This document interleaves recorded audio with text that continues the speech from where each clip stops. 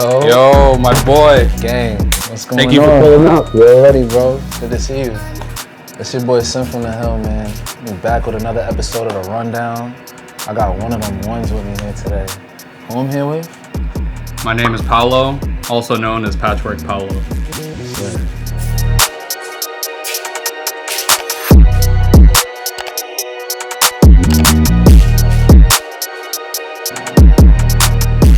Yo, Paolo. So tell me who you are and what you do. You know what I'm saying? I know you do a few different things, but in your own words. All right, word. So I'm Patchwork Paolo. I'm a cut and sew artist, a shoemaker, and photographer based in Queens, New York. You know what I'm saying? I wear many hats, both figuratively and literally. Shitting. That's tough, bro. We'll get into, you know what I'm saying, the details of a couple things in a second. But tell me the significance of the location that we're at. You know what I'm saying? I know we're in Queens, but... Alright, so we're right here in Astoria, Queens. This is my apartment, this is where I live. But not only is this place my apartment, it's also my workspace. It's my showroom. I have everything that I've ever made in here. So it's really just like home, you know? Like this is really just what I do. I get out of bed and I cook. Cook up. Gangster. We'll get into the drip and then that'll segue everything. All right, bet. So, you know, I got the house slippers on because we're inside the house, you know what I'm saying? It's still an Asian household, so we gotta abide by those rules. You dig? The pants, this base pant is actually from a Korean brand called Anglin. Everything I make is from scratch with the exception of these pants and this shirt. I just put the patches over the pants because I felt like they needed a little something. As far as like the fabric choices that I did for the patchwork, it was the same fabric that I use on these Air Forces right here. So like the fabric that you see on the mud guard right here is the same as this. This fabric that you see here and here, and then on the back here, this fabric was actually cool. I found this fabric at the Brooklyn flea market, and this is an African textile. It was just this dude selling like African textiles, and that's what you see like right here and also over here. Just because I wanted a pair of pants that I could wear with these shoes like properly, you know what I'm saying? Like I'm very big on coordination, not only with colors but with patterns too. I'm just kind of OD like that, so you know what I'm saying? You guys are gonna see it. Picks matching the pants is crazy. One of one everything. Facts. Tough. Yeah, so that's the pants. This shirt is from COS. It's just a heavyweight indigo dyed t-shirt. It just checks all the boxes and everything I want in a t-shirt. This ring is a gift from my wife a couple birthdays ago. It's the same brand as these pants, Anglin from Korea. My wedding band, of course. Sorry, ladies. This necklace is from this London-based brand called Common Lines. I like this necklace because it's like a little baby version of like Jewel's Dipset chain. You know what I'm saying? A little diplomatic community chain. You know. And the hat is the NHL crossover from Hat Club. This is the New York Islanders colorway on the Mets hat. And it's probably my favorite hat out of all the ones I own, just because, you know, Queens is home. Sir. Yo, let's get into some of these, because these is OD, I'm not gonna lie. All right, word. So this is, I finished these a couple weeks ago. They've seen a little bit of wear. I wear everything I make, of course. This was a classic Batista colorway that Pharrell wore, like, back in the early 2000s, and I just put, like, my little spin on it. Like, so this is, like, my main objective with these was, like, I wanted to have, like, leathers that you don't really see on a shoe. So, like, this red leather here is, like, this is a epi leather that you normally see on, like, handbags. Like, Louis Vuitton is, like, the most prominent example I can think of. They have a red handbag in this exact leather. This yellow here is, like, a Riviera leather, same thing. You mostly see this on wallets. And this blue here is a Saffiano, which is you see on like handbags, wallets, purses, that nature. And I finished it with like a velvet sock liner because, you know, we gotta stay cozy. Tough. You know what I'm saying? Super tough. So that was an inspo behind these, and they just happen to be the same colors as the Filipino flag. So you know, Had the iron. shout out to the motherland. You did. Crazy. Shit, man. Let's do these. Let's get into these. All right, yo. So everybody knows, like, everybody's familiar with College Dropout, and this was inspired by another Bapesta colorway, except on a Jordan 1 this time. I chose to do it on a Jordan 1 just because of the connection between Kanye being from Chicago and the original iteration of the shoe being from Chicago. So I just felt like that was like a proper like bridge between the two. This College Dropout bear is hand painted. This right here is screen printed, as well as my name on the inside. Tough. And yeah, this brown leather right here is actually the same yellow leather that I showed off in the previous pair. So I just really like the texture that this leather gives. And this red leather is that same Saffiano leather here too. And the rest of the shoe is just a hand-painted vegetable tan leather that you normally find on like work boots and stuff like that. I just wanted that bit of like rigidity to a sneaker. And fun fact, the inside liner for these and a lot of the shoes I make, this is from a pair of basketball shorts. I just cut up a pair of basketball shorts and I used the mesh from the basketball shorts on the inside here and behind the tongue here. Beast mode. And these are sturdy. Yeah. They're not flimsy They at break all. in like a boot. Fire. Yeah. So I wanted something that I could like really just wear in and still look good like after they've been creased and shit. Like, so that was kind of the objective. Did you do the dime on the laces? No, this is actually from my boy, Chicago-based shoe customizer, Josh Got Customs. So I ordered these from him. I felt like they were like the perfect match for these, so check him out. But aside from the laces and the sole, everything else I put together myself. Did you have a pair of pants of these that you... Oh, it was mostly, these are like, kind of like, it's funny because these are like the craziest ones that I have, but I also feel like they're the most versatile. Right. So like, I wear a lot of the shoes that I make with these, just because I'm just very big on the color red and primary colors in general. So like, a lot of the shoes that I have, like, have the color red in them somewhere. So like, I just wear those and those Air Forces with these mostly. Yeah, this print is super hard. Oh yeah, bro, like this fabric just kind of carries through a lot of the stuff that I make. So like you see this red, I don't know what this print is called, but you see this red fabric like on these. You see it on this pair that I made for my wife with the hearts on them. And yes sir. See that P? Word. And then you see it on this shirt over here.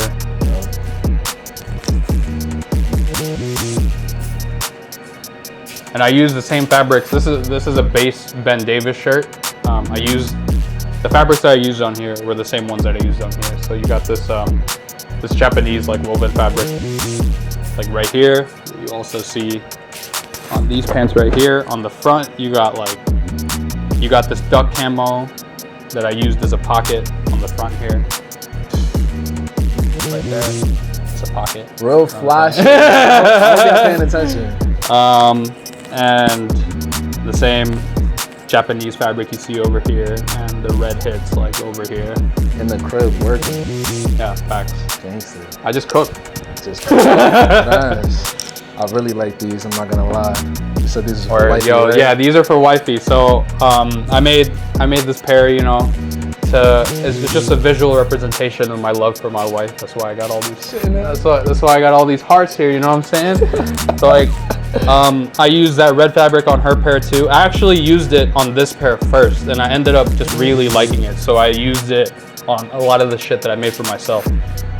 These buttons, we took a lot of time to choose, just because that when she buttons them up, the buttons are exposed. So these were chosen with intent. You know what I'm saying? Going back to the color red, you know, I just love the color red. And on the back here, it's just more hearts, you know, more flowers, you know what I'm saying? Giving wifey her flowers. And this fabric is like a garment dyed like I think it's from Thailand kind of fabric, and I chose this because, again, going back to primary colors, like I just love primary colors. Yeah, man. The flowers, not cutting it no more. You gotta get right. You know what I'm saying? Yeah, sorry, dudes. You just upped it on niggas. Thanks, bro. These. Bro, so these I actually finished at about 3 a.m. last night because I knew we'd be filming today. And I haven't even taken photos of these yet. So at the time of this recording, you guys are the first people seeing the first look finished product. These haven't even touched the pavement yet. So like this is the only pair that I haven't worn that I'm showing you guys just because I just finished them. This is a crocodile embossed cowhide right here. I chose to go with cowhide over real croc just because I needed the thickness and the rigidity of cowhide just for the sturdiness of it. And this is that same, same with these, like that same Riviera leather in Tiffany blue this time, just because I really like the feel of these. I feel like this leather wears really well, and I just wanted that little extra texture that you would get from these compared to having it be smooth like on the original Tiffany's that these were inspired by. And of course, you got the silver swoosh. You know what I'm saying? Out here shining. Shitted, bro. These is crazy. Yo, in the back right here, this embroidered diamond, I actually did manually because this leather was, it's a 5-ounce leather and it's about 2 millimeters thick. So it was too thick to run through the embroidery machine. And I was like, yo, a diamond is just like a series of straight lines. So I just like sewed that on myself with a regular sewing machine. And the sole here with the black air lettering, this is actually homage to DJ Clark Kent. He had a pair of Tiffany Dunks with an Air Force One sole. So like for those of you younger kids who don't know who DJ Clark Kent is, he was PJ Tucker before there was PJ Tucker. He was the shoe guy. So like he particularly liked Dunks with Air Force One soles, and he had a pair of Tiffany Dunks with an Air Force One sole, and it was this exact white midsole, black outsole with the black air lettering. So that's why I chose this exact midsole to go on these. These is crazy. Alright, bro. Last question. When it comes to inspiration, when it comes to influence, who recently, you know what I'm saying, or back in the day, just give me that little story, you know what I'm saying? Who comes to your mind when you think of that kind of stuff? Word. So as far as inspiration goes, the first person I'm gonna have to say is Allen Iverson. Just because, so backstory about me, I'm a Filipino immigrant. I came to America in 2002. Prior to coming to America, I was going to like private Catholic school. We were wearing like uniforms all day, so I couldn't really start putting shit on until I came here. And it was after I came here that I started caring more about what I put on. And the reason I mention AI is because even prior to coming here, the Philippines is a big basketball country. And at the time, in 2002, everybody was all about Kobe and Shaq. But I was more so AI, not only because he was like the best point guard in the league, but he was always like dripped out. Right. Like every press conference, every star player was like in a suit except for him. And like no matter like what kind of backlash he got for that, for like quote unquote unprofessionalism or whatever, like he never, he stayed true to himself. He never folded. And that was kind of like my intro into fashion, because it wasn't just the clothes, it was the attitude that came with it. You know what I'm saying? That was like, for me, definitively, that was a man wearing his clothes. You know what I'm saying? So like, that was my intro to fashion. And at that point in time, what was trending was like baggy tees, throwback jerseys, signature sneakers, fitted caps, and like diamond jewelry. So like, I looked for brands that kind of like had that aesthetic. So like my intro was like Echo Unlimited, it was Sean John, it was Rockaware, Fat Farm, things of that sort. Yeah, and like with the resurgence of Y2K, like, and that stuff coming back, like it kind of just made me revisit that point in my life and like why I got into this in the first place. So like that's why like the colorways that I'm making, like these loud, very vibrant colorways that were popular in the early 2000s. I'm doing it for myself now. It's just because, you know, it's just a way to like to satisfy like that hunger that I had as a 9-year-old kid that couldn't get fly because like I couldn't buy clothes for myself back then. So, you know, it all just kind of, yeah, 21 years later, like it's just me like fulfilling that part of myself. You know what I mean? Who else? So AI, I wanted to shout out this one dude on Instagram. His name is Max. His handle is Maxio6. He actually made the 85 Jordan 1 pattern that I use for all my Jordan 1 builds. And he got it just from taking apart like multiple pairs of 85s and making a pattern off of that. And the reason why I wanted to shout him out specifically is because he made it very easy for someone like myself who didn't necessarily want to shell out thousands of dollars for like a shoemaking class to learn how to do it. And he just took apart shoes and he made his own pairs from scratch and just uploaded those videos on YouTube. And that was very valuable information for me. I just had to watch it a bunch of times like to really get the hang of the process from start to finish. But like because of people like that, like the barrier for entry to get into something like this is lower than ever before. Like you don't necessarily need to shell out thousands of dollars to get into this. You could do this from the comfort of your own home, like what I'm doing, and achieve results like this. So like he made it very accessible to everybody. Like, so definitely shout out to him. I hope y'all heard him. I hope y'all heard what he said. For me, when I first met my son P, the first thing that stood out was the pants. As I just started like that, you feel me? I feel like stylistically, you notice people that's on their own time, and you know, when he started doing the shoes, I'm like, oh yeah, you know what I'm saying? Everything one of one. You know, my son Paolo is not stepping on a train and seeing people wearing what he got on, ever. Word, yo, literally. Yo, ever. likewise about Sim, man. Like, you know, for those that don't know, we used to work together at Billionaire Boys Club. Shout out to BBC for bringing us together. Gangster. You know what I'm saying? Real creative shit though, man. Like, this is how it's supposed to go. Like he said, you could do this shit very minimally. You just gotta have that hunger, commit to figuring it out. Word. Yo, yeah, you could do this shit at home. That's real shit, man. Yo, Paolo, I appreciate you, my boy. Thank you for pulling up on me, bro.